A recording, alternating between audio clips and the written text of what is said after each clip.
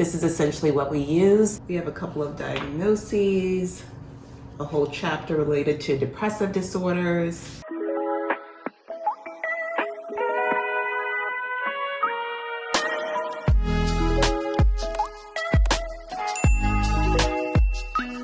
Hey friends, it's Dr. Adjoa. I'm a board-certified psychiatrist and certified lifestyle medicine physician and immunologist, and I'm here to talk to you today about mental health, wellness, and mental illness. These are terms that we have all heard, and sometimes it can be confusing, so I want to clarify what those different things are. When we talk about wellness, this pertains to various aspects of our health in various different dimensions.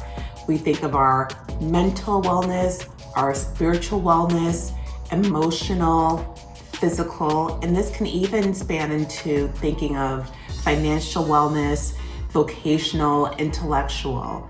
And that is a state of well-being, being in a place where you are thriving and not only just surviving. Then we narrow down to mental health, and that's where we focus more on how we are doing with regards to our psychological and our emotional well-being. So when we talk about our mental health, that is, am I thinking about something all the time? Am I worried about something? It's a little bit more of our day-to-day mental state and how we're doing in our everyday lives. When it comes to mental illness, that is what people, professionals like a psychiatrist, a psychologist, a social worker, a counselor, these are all things that we try to help. And these are when you are having psychological problems that are more so incapacitating you. So mental illness is a significant disruption in your cognition, in your mood, in your behavior. And this is where it comes to need help. When we think about a mental illness, there is a manual that has been put out by the American Psychiatric Association called the DSM-V. And that lists all of our mental health disorders, our mental illnesses. So this is the DSM-V, and this is the manual that psychiatrists, psychologists, other mental health professionals use to diagnose a mental illness. Right now we're on the DSM-V text revision version, DSM-V TR, but this is essentially what we use. We have a couple of diagnoses, a whole chapter related to depressive disorders. If somebody comes in with some symptoms and they're complaining of feeling sad or depressed, we'll ask them a lot more questions about that feeling of sadness, that feeling of depression. And this lists all the different criteria of the disorder. So with depression, there are 9 different criteria that we're looking for that can be used in the diagnosis. You have to have 5 of those in order for us to say it's a clinically significant depressive disorder. Not to negate like, oh, if you don't have all of these, you're not suffering or you're not experiencing these things, but we go based on these criteria for giving us a clear diagnosis so that we're all calling what one person is experiencing the same thing, and that we have a good metric to go by.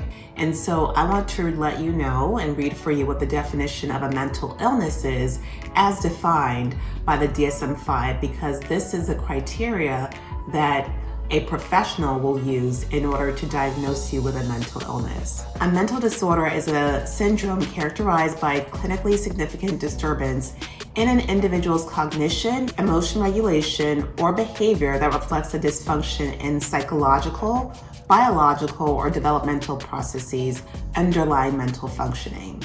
Mental disorders are usually associated with significant distress, that's key, or disability in social, occupational, or other important activities.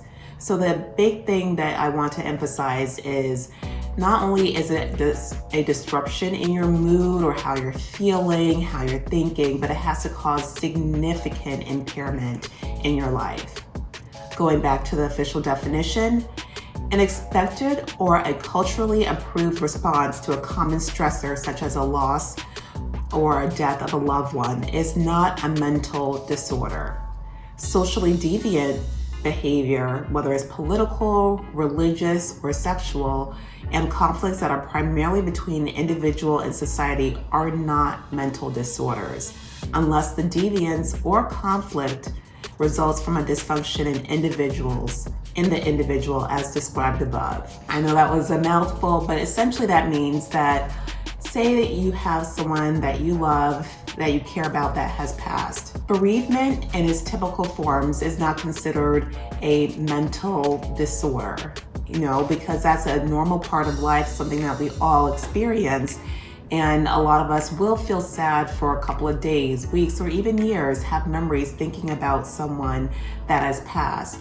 However, if you get to the point of becoming so incapacitated that you no longer can take care of yourself or take care of other people that you're responsible for, perform your work responsibilities, and this is going on for weeks and weeks and months, and you're not functioning like you used to, then that bereavement can become a clinical disorder that has to be treated. But there are many things that we go through that are normal reactions to life, and that's what the definition is trying to acknowledge, that emotions are normal.